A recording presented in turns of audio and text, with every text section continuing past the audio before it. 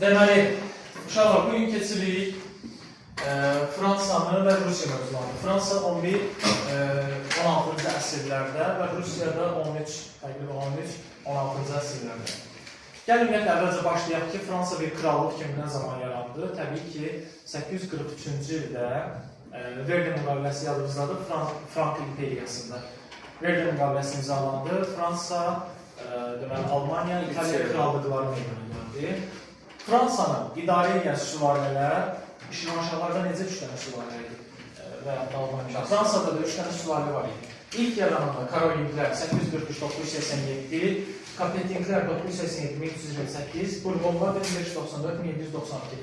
Bu sizin kitabda verilməyib, yəni ayrıca bu sizə bölgü kimi verilməyib, qeyd edilməyib dəftərinizə bilirəm. 1792-ci ilə qədər isə Burbonlar sülaləsi olmuşdu. Sonra Burbonların bərpası falan var, onu çox da geniş biz keçmirik. Baxaq görək, Fransa ümumiyyətlə 11-13-cü əsrlərdə hansı vəziyyətdə idi? Kitabdan, analiz sayıdan oxuyanda görəcəksiniz ki, biraz qarışıqdır o hissələr, amma mən sadə dillə sizə izah edeyim. 9-11-ci əsrlər Avropada feodal dağınıqlığı dövrüdür. Feodal dağınıqlığı nə deməkdir? Bir dövlətin ərazisində vahid dövlət yoxdursa və orada iri feodallar hökm sürürsə, hərəsi bir torpağı çəkilib, mən ağayam deyirsə və torpaqların paylanmasında kəndlilərlə feodallar arasında bir əlaqə pozulubsa, deməli, burada feodal dağınıqlığından söhbət gedir. Fransada feodal dağınıqlığına göstəriləcək, həmin dövr üçün göstəriləcək dövlətlərdən biri idi. Xüsusən də 13-cü əsrə qədər Fransanın şimalı ilə, xəritədə Fransaya baxın, Fransanın şimalı ilə cənubu arasında bir fərqlilik var. Fransanın cənubunda feodal münasibətlər daha zəif inkişaf etmişdir. Digər bir fərqli cəhət isə Fransanın cənubunda şəhərlər daha yaxşı inkişaf etmişdir şimalına nisbətən. Bunun səbəbi sizcə nə olar məntiqlə? Yəni, testə düşsə qarşınıza məntiqlə tapa bilərsiniz ki, Fransanın cənubu Aralıq dənizinə daha yaxın idi, İspaniya ilə, İtaliya şəhərləri ilə daha yaxşı əlaqələr qura bilirdi, ticarət burada daha yaxşı inkişaf etmişdi. Ona görə də Fransanın cənubunda demək ki, şəhər mədəniyyəti, şəhərləşmə yaxşı idi, şimalında da feodal münasibətləri, feodal qayda-qanunları, kəndi torpaq məsələləri daha yaxşı inkişaf etmişdi. Belə bir hadisə baş verir ki, uşaqlar, hələ ki 11-13-cü əsrlərdən danışırıq. 1066-cı ildə Fransanın Normandiya hersoqluğu var, Normandiya ərazisi var. Orada xəritədə Fransanın şimalını görə bilərsiniz. Həmin ərazinin hersoqu, yəni idarə edən sahibi gedib İngiltərədə hakimiyyəti ələ keçirir. Və beləliklə İngiltərədə ilk mərkəzləşmiş dövlətin əsasını qoymuşdur, Vilhelm. Və eyni zamanda biz deyirik ki, Fransadan getdiyi üçün də gedir Fransadan İngiltərə daxil edir və başlayır Fransa ərazilərində də iddia etməyə. Bu da ona gətirib çıxarır ki, Fransa ilə İngiltərə arasında dövlət səviyyəsində torpaqlar uğrunda mübarizə var idi. Bu əsasən Fransanın cənub-qərb əyalətləri uğrunda idi bu mübarizə. Səbəbdə dediyimiz kimi İngiltərə kralının Fransadan gedən İngiltərəyə, orada taxta çıxan İngiltərə kralının Fransa ərazilərinə olan iddiası idi. 12-ci əsrin sonu, 13-cü əsrin əvvəllərində deməli, Fransa kralları Akvitaniyanı, Normandiyanı və digər əraziləri birləşdirir özünə. 13-cü əsrin əvvəlində də Tuluza qraflığını birləşdirir və beləliklə Fransa kralları yavaş-yavaş başlayır Fransanı vahid halda birləşdirməyə. Ancaq bu birləşdirmə, xüsusən də bu birləşdirmə daha sonralar İngiltərə ilə 100 illik müharibəyə səbəb olmuşdur. İndi biz gəlin baxaq 4-cü gözəl Filippin dövrünə, 1285-1314-cü illərdə. Bu illərdə... Gözəl Filip. Bu illərdə 4-cü gözəl Filip Fransanın ərazilərini birləşdirməyə, işğal etmək üçün mübarizə aparır. İşğal etmək üçün isə nə lazımdır? Pul lazımdır. Pul olması üçün də kəndlilər üzərində vergini artırır və həm də istəyir ki, kilsə torpaqları üzərində də vergilər qoysun. Fransa ərazisində olan kilsə torpaqları üzərində vergilər qoysun.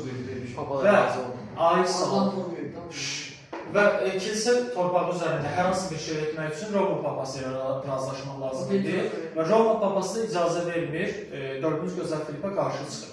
Belə olan halda Roma papası ilə münaqişə baş verir. Gözəl Filip də əhalinin dəstəyini almaq üçün, müxtəlif təbəqələrin dəstəyini almaq üçün 1302-ci ildə baş ştatları çağırır. Baş ştat nədir? Milli Məclis kimi düşünün də, yəni bizim hal-hazırki respublikadakı. Yəni müxtəlif təbəqələrdən, şəhərlilərdən, tacirlərdən, sənətkarlardan, kəndlilərdən şəxslər, seçilmiş şəxslər çağırılır. Onlar ümumi qərar qəbul edirlər ki, məsələn, vergiləri artırır.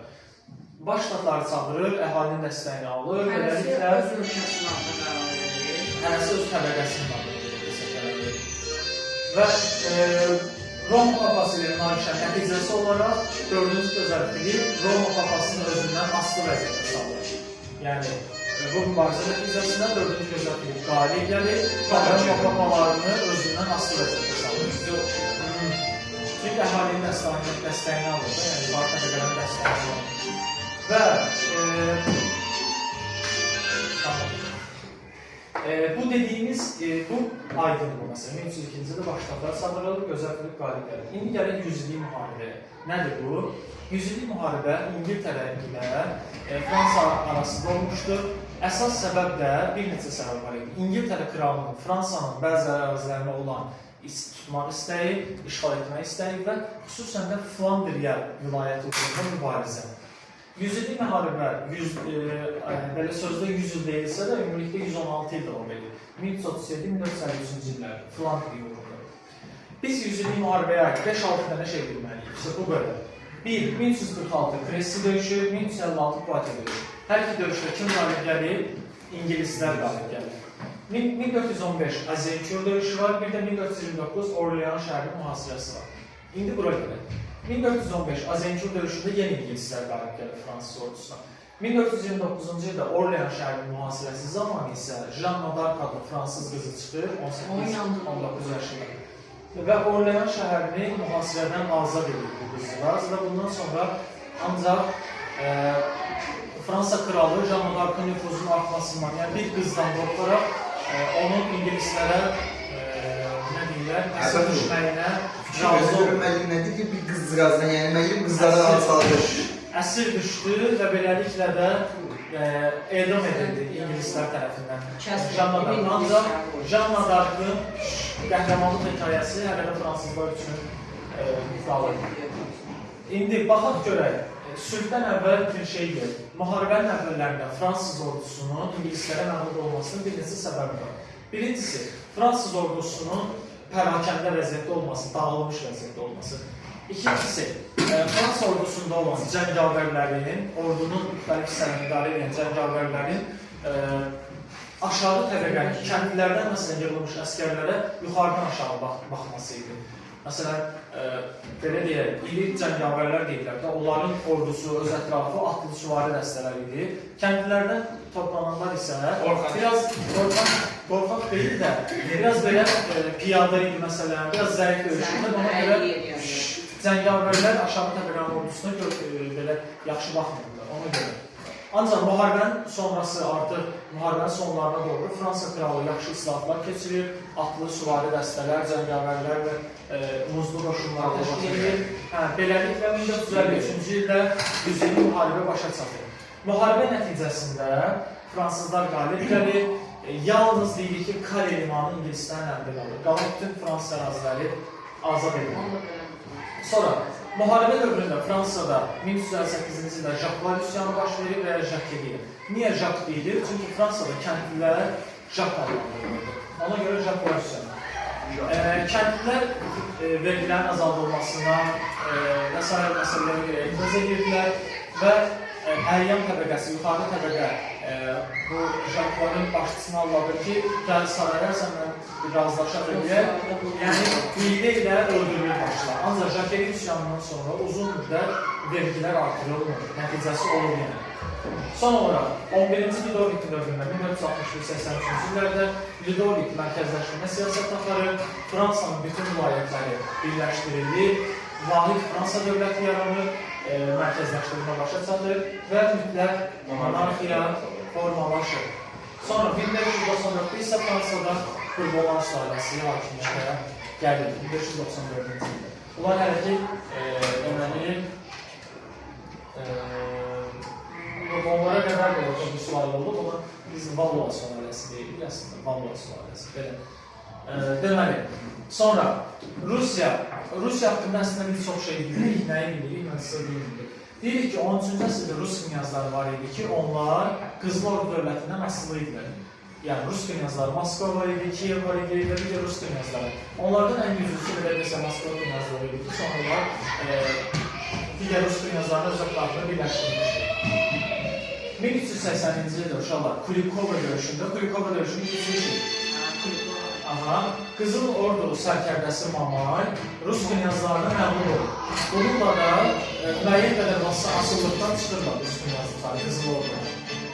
1382-ci ildə isə Qızıl Ordu hökümdarı toplanmış Moskvanı tutaraq yandırır. Yadınızda da bu istifadə Qızıl Ordu keçmişdir.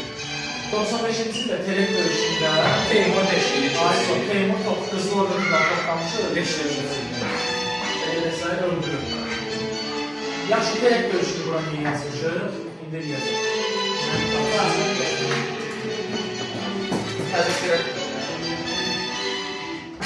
Terek döyüşünü bura ona göre yazmışıq ki, Terek döyüşündən sonra Qızıl Ordu zəifliyir, parçalanır və Rus knyazları da asılıqdan çıxırlar.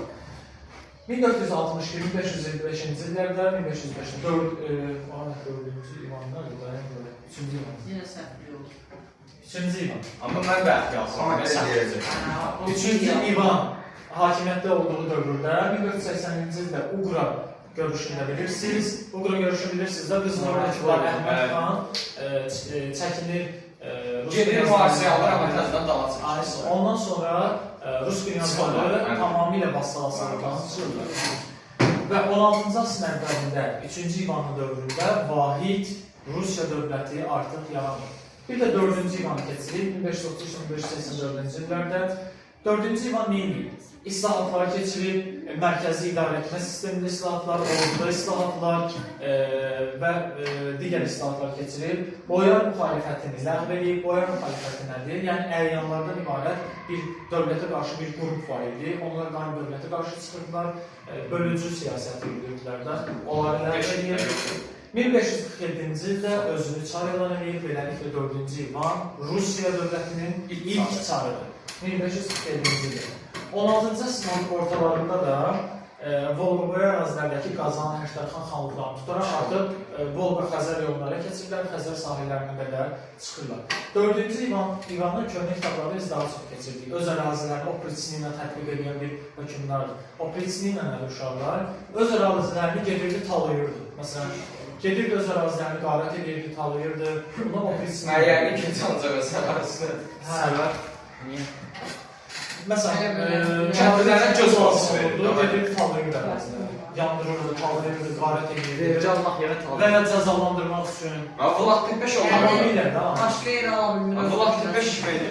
Beləliklə, Rusiyada davamında keçəcək Rusiyanın artıq. 1613-cü ildən 1917-ci ilə qədər hansı sülalə olub? Romanovlar sülaləsi. Onda dövrünü keçəcək. Ya Pyotr və Latvar. Müəllimi